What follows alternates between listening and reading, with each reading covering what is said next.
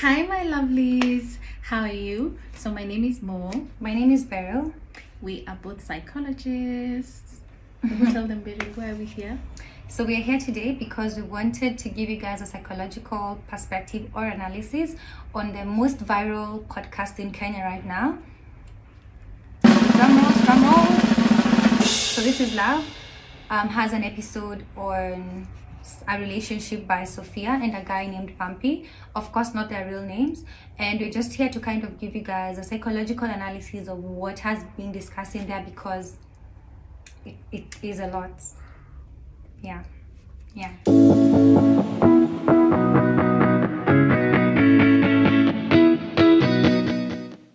Yeah, so this is just what we think about that story. From a psychological perspective. Yes. Yeah. That is what we think.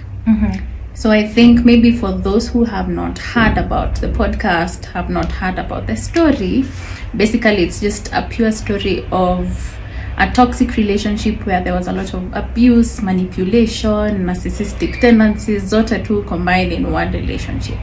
And we're just going to dive into some of them. Yeah. And maybe to just add on to what Mo has said. So this is a girl who tolerated threesomes in her relationship, dealt with a toxic baby mama, dealt also with another woman being pregnant while she was also pregnant, dealt with a lot of sexual, physical and emotional abuse, was raped in that relationship, had abuse, also tolerated abuse from Bumpy's side of the family.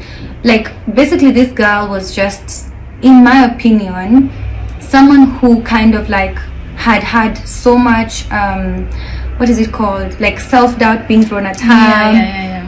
She's being told that like she cannot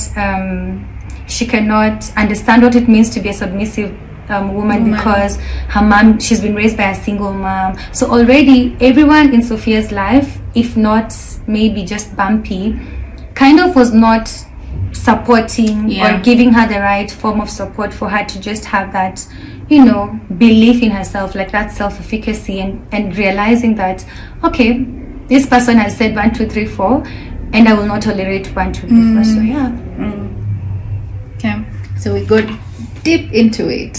So what do you think is your analysis of that story?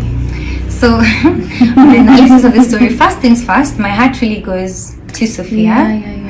In as much as I felt like she kind of omitted or gave us that story from a point where she wanted us to view Bumpy as a monster that he clearly is, I feel like she kind of just wanted validation in someone to listen to the trauma and the bad experiences that she underwent in that relationship, which is very, very valid. And at the end of the day, it's Sophia's story, but I felt like she did not really tell us what she contributed to having that relationship as it was. What do you think? I agree. Guys, don't come at us, but I think a relationship is two-sided. So as much as this guy was fear men, that's for sure. Take a minute every day to just fear men. Close your eyes. But I also think Sophia had also challenges, even with her mental health. Remember, this chick had like a termination of, a whole pregnancy. That's so traumatic. She did not heal from that and straight jumped into another relationship with Bumpy. She also lost her previous boyfriend because the boyfriend refused the pregnancy. That's also another traumatic experience she did not heal from. So even as this story is going on, she had so many unresolved traumas she did not deal with. So even her mental space was not very okay in that relationship. So my point of view actually now to answer most question is, it goes to say that she got into this relationship at 20 years old, a very naive girl, a girl who clearly did not know much about even the world, herself.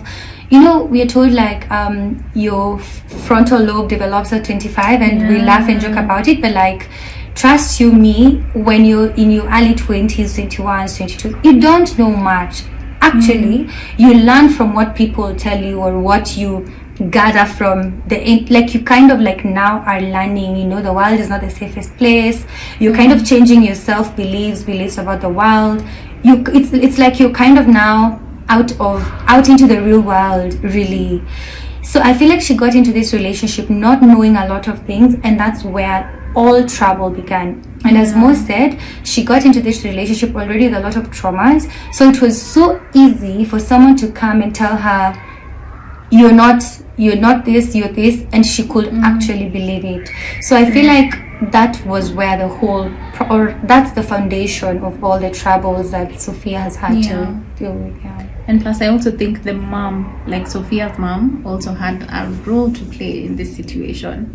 Not saying that she was not caring or loving to Sophia, no, but I think also her being overprotective so much to Sophia pushed her into those situations she was trying so hard to protect her from. Remember, she'd always warn Sophia, usiongee na huyo, usiongee na huyo, keep away from that person. But then I think also that pushed her so much into that situation. Remember, the more you tell a child not to do something, they will do that thing. Trust me, they will do that thing.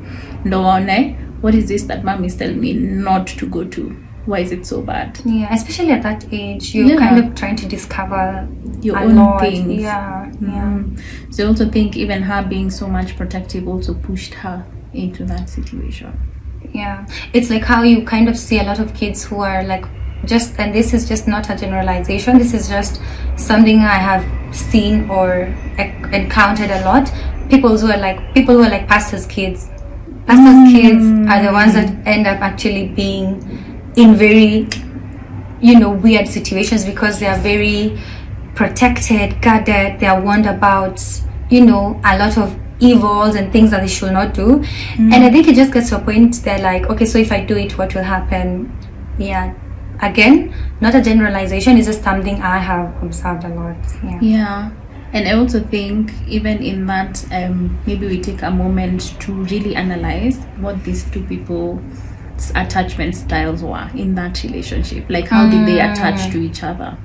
And I'll start by saying I think Sophia was very insecure. Like, she had an insecure attachment style. Of course, a very, is it called the anxious? Yes, the anxious attachment style, where she was always worried about who Bumpy is talking with, what's going on in Bumpy's life, which women is he flirting with. Even her going through his phone is just a sign of her being insecure with herself.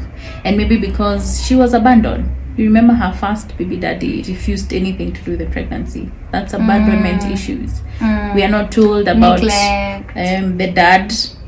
Yeah, so she has daddy issues. Exactly. So she's kind of like just being attached to a man that she feels like any man at that point. Remember, she met this man at a smoky joint. And I'm not saying that should say a lot, but like, if it should say something, we can start there. Like, meaning any man that kind of showed this girl that, hey, when you're super, you're cute, so pretty. You're so pretty, regardless, that girl fell for it. Yeah. So she sought validation in Bumpy. Yeah. And remember, even when she was going through that first pregnancy before she terminated, Bumpy was there for her emotionally. So I think she attached so much to that because she's not used to getting, that kind of father figure kind of love. And remember, Bumpy was older than her. Yeah, so he kind of he knew the rodeo, like he knew what to do, what to say. And I think that just got into her being very anxious in that relationship, or attaching to him anxiously, because maybe she was fearing if these other women he's talking to are prettier than me, are more beautiful, are more intelligent, more smart, Bumpy would easily leave her or abandon her and go to those women. Interesting. And the fact that she says when the relationship started, Bumpy was the best man she ever had known or met, it tells you a lot. And as she said, she built a lot of faith in the guy on this first, it's like honeymoon stage where you attach a lot of your first experiences with someone and you kind of believe that they will always be that person that you met. But the worst bit is people can act, people can lie, people can be what they feel like you will want them to be at that particular point in time.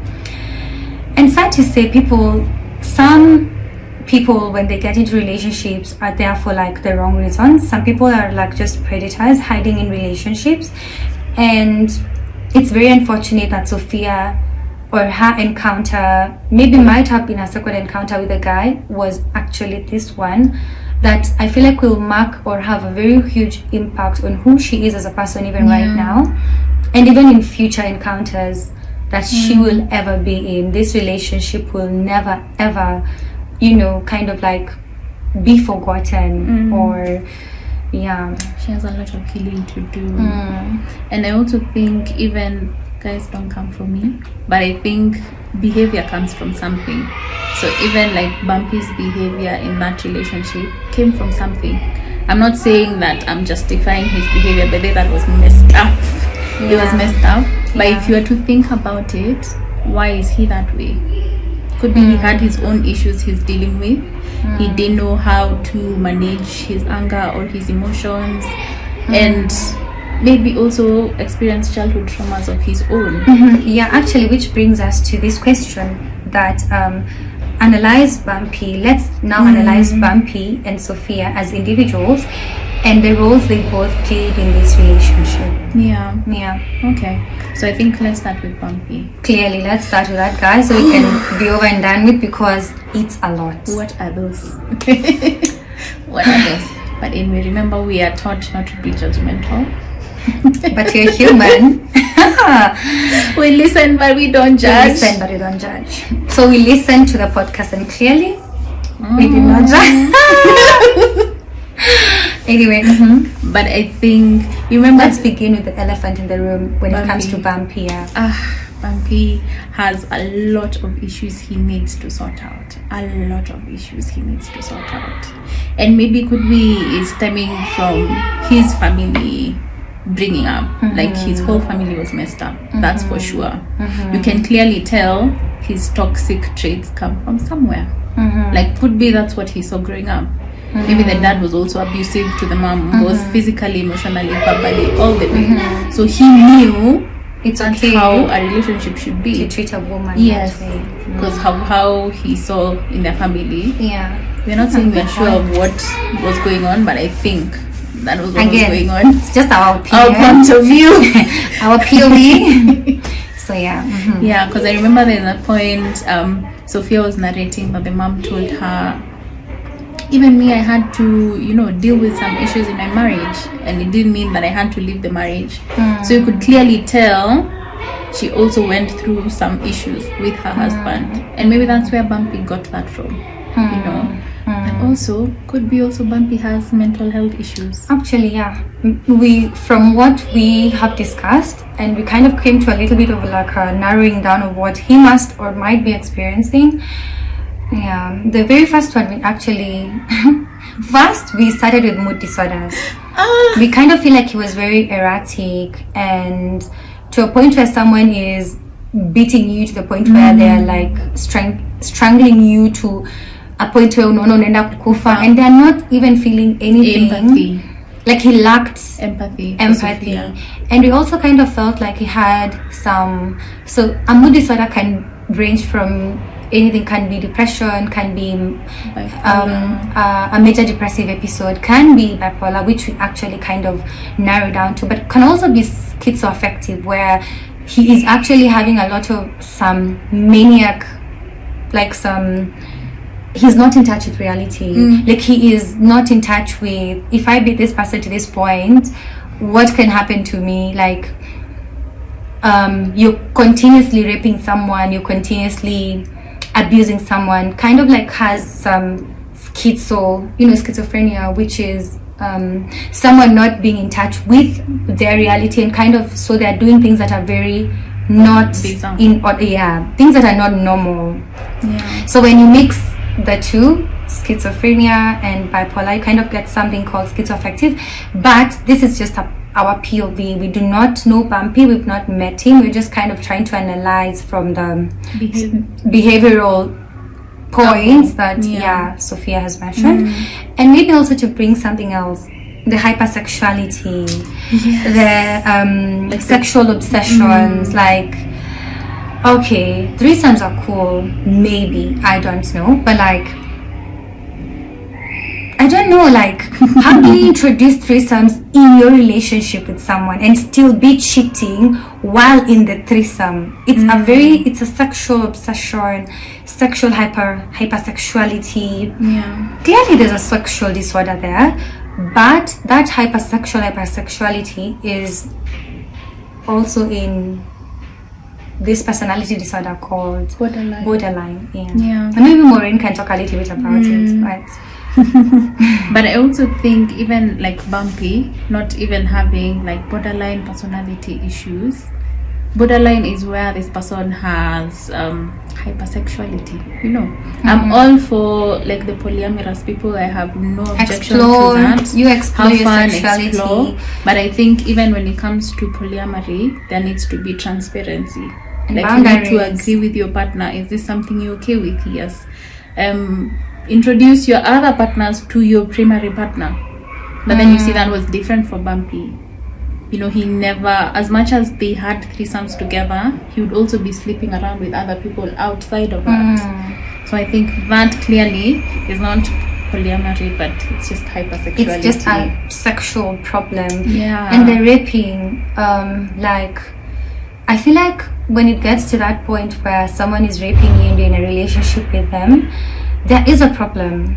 You have a problem as the rapist, and the victim, now I can call the person a victim, also has, like, I feel like the first time that's a mistake, and the second time you allow it again, in the sense that, like, if someone rapes you and you're in a relationship with them, do you get to talk about it? Do you get to sit down and be like, this happened, I did not like it?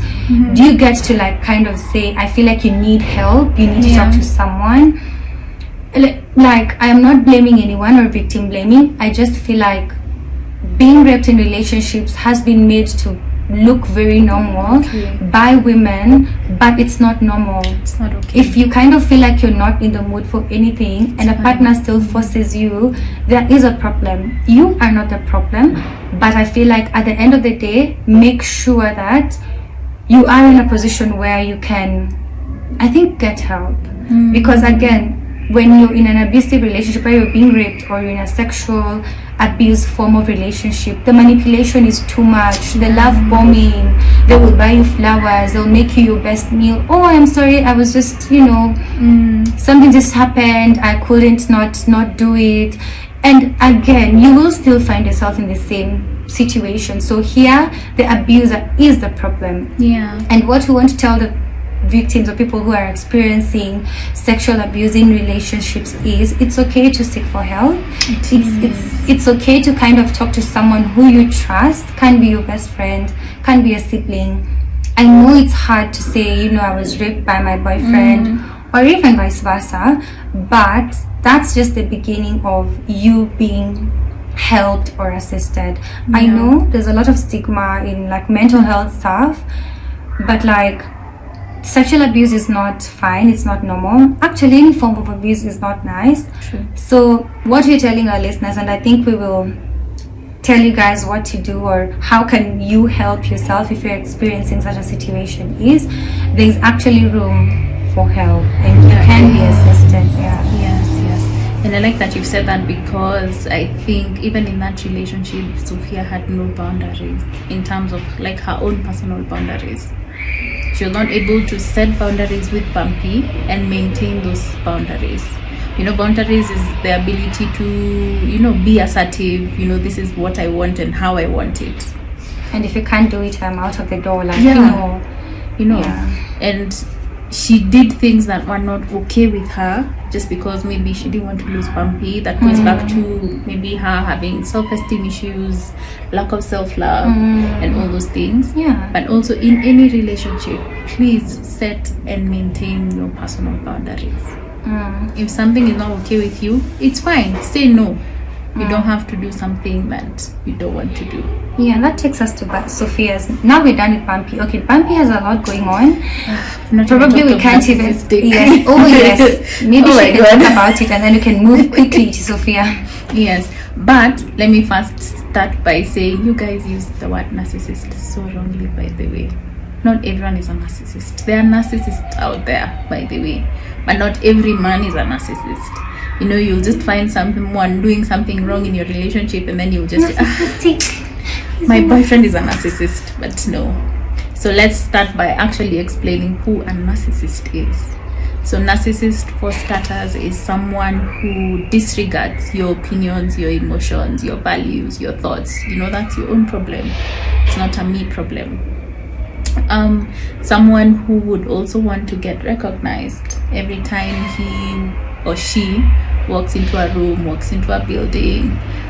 Someone who views himself very highly than the rest of the other people and disregards everyone else. Yeah. So you see, even in this story, Sophia and Bumpy always disregarded Sophia so much in terms of what she thought, in terms of what she felt, in terms of her opinions. Remember, she'd always tell Sophia, no, you don't know how like a family should run. Like, you know, she'd always say, this is not how I feel a relationship should be like. But he would gaslight her into her thinking, by the way, I'm the problem. And she was not. And they're good manipulators. They will always turn. Yes. They will always flip the card. And you will be left asking yourself, I am the problem. I agree. And I think Bumpy has a lot of issues he needs to deal with. He should go for therapy. Like, we analyzed it and we were like, he has a mental illness, a main one, probably, which is a mood problem. And then now he has comorbidity. He has now ones that are attaching themselves to that major. Like maybe let's say mental illness. So Bumpy was not okay. And he has a lot that he needs to unpack. He has a lot of childhood traumas. He has a lot of personality issues that he needs to unpack and deal with, and also mood issues, anger management, anger issues, really. But even before we leave Bumpy, I also feel like his family played a big role in his behaviors. Yes, they were huge enablers of his behavior, very huge enablers. So you see, Bumpy would never say, I'm not a problem. My family agrees with me. So clearly, she is the problem.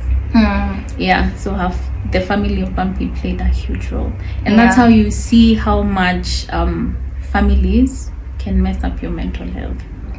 Family relationships, family dynamics can affect your mental wellness in so many levels. And like, also family members can be abusers. You know how we say abusers just have to be someone outside of your family? Family members can also be abusers, and mostly they're usually emotional abusers. You can find family members who are physical abusers and sexual abusers, but mostly it's usually emotional. But you'll find, I think, in family, as much as it's not right, I am not justifying any family member abusing their family or their children to be right. It's very wrong.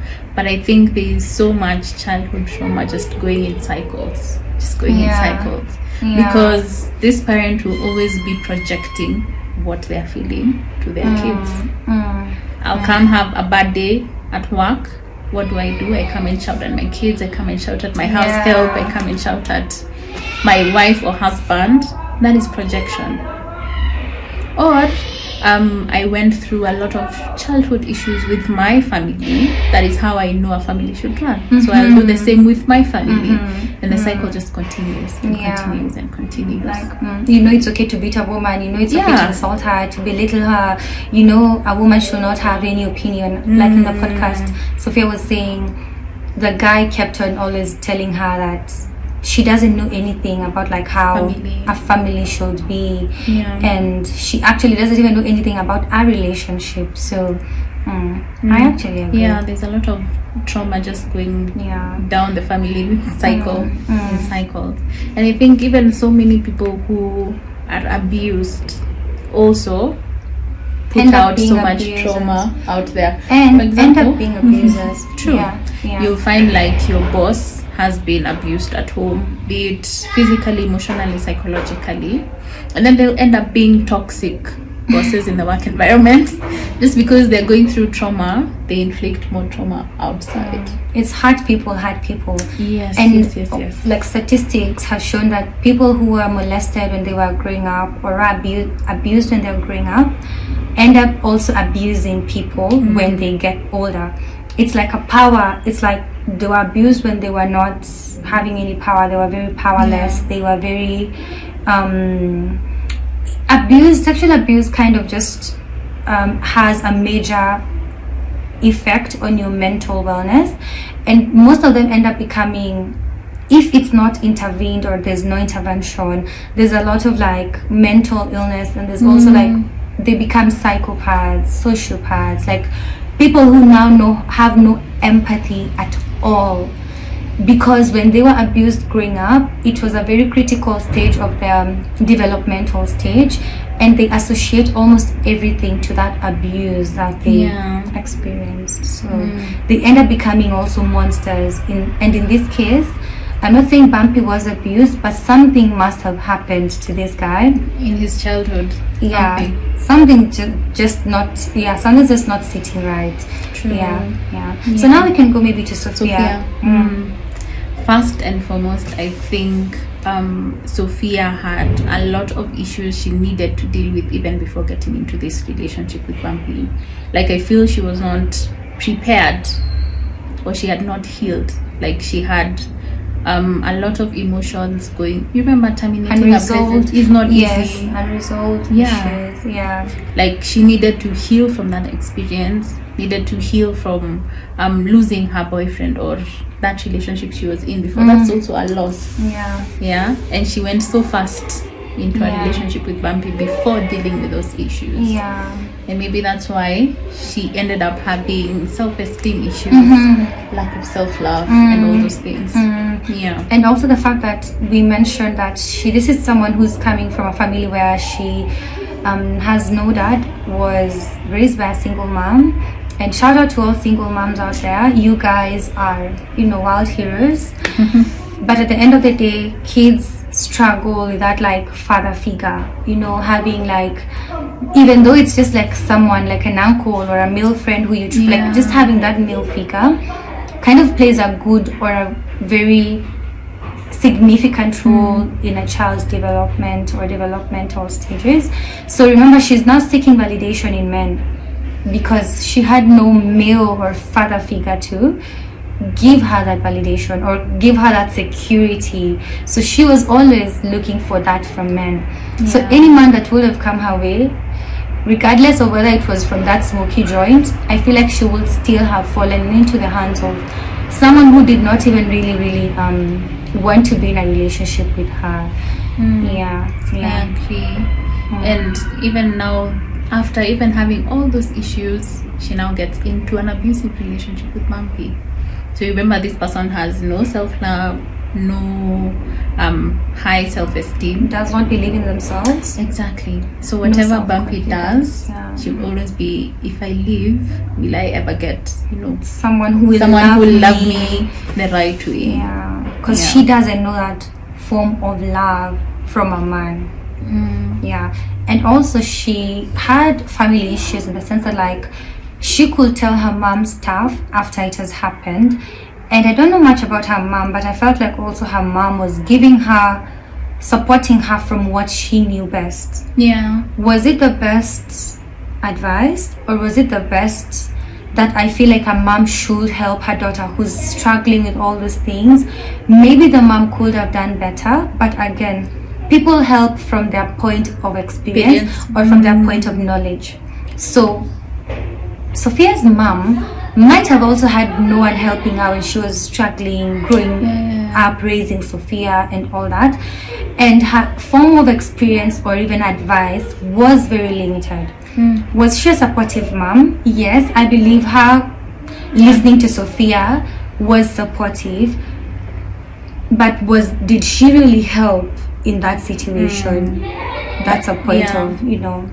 And also, even something that we need to note is, why did it take Sophia that long to even share with her best friend, share with her mom what she was experiencing? Did she have no support system? Because abuse, people experiencing abuse, if they don't have a good support system, they will be abused forever. Yeah, and I feel like even someone who is going through abuse, first of all, please, it's okay to seek professional support. Like, go for therapy, heal from that journey, and even as you're taking those steps towards living that relationship, first of all, be kind to yourself. Like, living an abusive relationship is not easy. I know it's not easy, it's hard. Be kind to yourself, so you show yourself self-love, compassion, yeah, and understand that you're just human. Exactly. And there's no manual to love or relationships. Yeah, and we're all doing this for the first time, so you just have to kind of realize that, do I love myself enough to kind of just step out, even take a break, view whatever that was from outside, and in as much as we know it's not easy, we also know it's doable. We also know that you can actually, walk from abusive relationships, but with a lot of love, support, especially support from friends and family. It might look like it's something very simple or something very little, but most people who've suffered abuse just need love from friends and family and people who care about them, for them to even start building on their self-love, because the family and friends that love them will validate them. I'll be like, Mo, you're too maybe smart to be going through this, and they'll be like, no, I'm not smart. And I'll be like, you graduated first of your class, or you have started this amazing business, or you raised this amazing baby. Like, people who love you will validate you. People who love you will listen to you. People who love you will not have kind of keep on dwelling on what did not work out. They will help you dwell on what can you now do moving forward. Yeah. And I also feel like someone will only change if they want to, not because you told them to change, not because their family is telling them to change, just because they feel, by the way, I love this person, I think I should change in terms of my behaviors. If they're hurting this person, if they're making this person feel a certain way, I will change because I want my partner to feel okay in our relationship. So I think the hope of, let me just stay, maybe someday he'll change, that person will only change if they want to, honey. If only they want to. I actually heard somewhere on TikTok, I don't know the name of that TikToker, she said after she broke up with her husband, she said people don't change, but you cannot change people, but you can change people. What she meant is, you cannot change someone's behavior if they're not willing to work, if them themselves are not willing to work on it, but you can change that person by replacing them. So you cannot change them, their behavior and who they are, but you can change them. You can always replace someone and get someone who will do right by you in terms of your values, your boundaries, who will respect you, and who will work effortlessly to be that person that you actually want them to be. Yeah. And you'll even find maybe like the Bumpy out there, in his next relationship he will change. And it's not that Sophia didn't do things right, it's just that he didn't want to change for her. And that's okay. Yeah. And I feel like if there's a Bumpy out there, they already know that what they're doing is not right, what they're doing is not okay. The problem is they have enablers. They have family enabling them and telling them, it's okay. They have friends listening to them and be like, oh, it's cool. So if there are Bumpies out there, I just want to tell them that there is hope for you. You can get help. We have amazing psychiatrists in the country. We have amazing psychologists. These days we even have mental health being covered by insurance covers. You just need to ask your insurance provider. We are in a day and age where someone will not sit down and say, I just could not be able to get the help I needed because of 1, 2, 3, 4. I feel like it's about time that people now realize that mental health is something as serious as, physical health. And if someone's not mentally stable or mentally okay because of a lot of reasons, psychological traumas, of course they will not do right by other people, especially when you get into a relationship with someone who has a lot of psychological traumas and mental health issues. It's just a recipe for disaster. Yeah. And it always goes downhill. If Sophia would have remained with Bumpy, maybe one would have killed another, because also Sophia would have gotten to a point where she is so bitter at herself, at the world, at Bumpy, at everyone. And it's so easy for her to take a knife and stab this guy 1,000,000 times. And, we see how on TV, woman stabbed man 1,000,000 times. And no one will understand Where it came from. what kind of anger that is that has pushed you to kill someone and stab them 1,000,000 times. Now, we are not in any way trying to advocate for any form of, abuse or to any form of abuse. We're not advocating for anything. We're just saying it always ends up worse than you actually thought it was. So what we've had from Sophia, it's good that she walked away, because if she wouldn't have, probably it would have gotten worse. Yeah. And I think my parting shot would be, it's okay to go for therapy for anyone, not just victims of abuse. Just anything. Go for therapy. It's okay to Get speak your up. mental health checked. Get your mental wellness okay, For you even to be okay with other things, your job, your family, you need to be okay yourself. Yeah. So go for therapy, guys. It's perfectly okay. Yeah.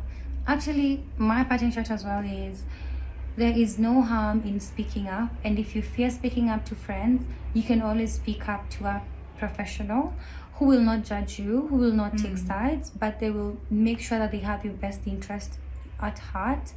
And sometimes the first step is just going online and Googling, going online and seeing cheap psychologists or cheap therapy. We have like Madari Hospital that charges 500 bob per session. It has amazing psychologists. I have been an intern there. And what I want to say is, it might look like 500 bob is a lot of investment for someone who is maybe struggling, but there are also organizations that offer pro bono services. We have Red Cross that offers a pro bono kind of service as well. So just go online. You have to start from somewhere. It can even be reaching out to our inboxes and asking us who else provides, pro bono services, who else offers therapy for 800 bob per session, because there is someone for everyone out there. True. Yeah. And I'd just like to say thank you guys for watching, for staying tuned. If you've come this far, lots of love. Bye. Yeah.